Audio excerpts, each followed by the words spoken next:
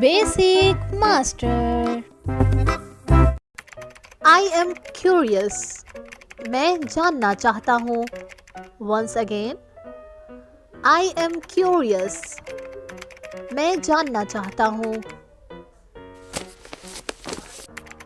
I am fairly certain.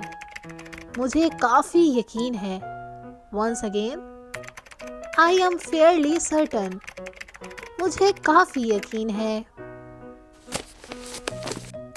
I am the housekeeper. मैं घर का मुलाजिम हूँ. Once again.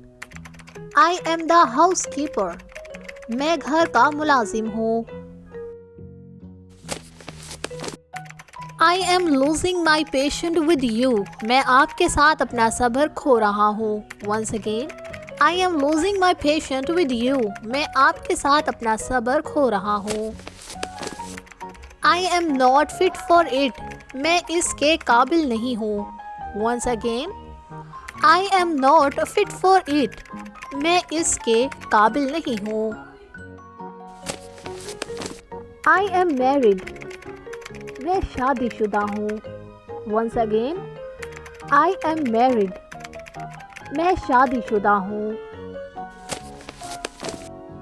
I am so proud of you. मुझे इस पर बहुत फ़ख्र है. Once again. I am so proud of him.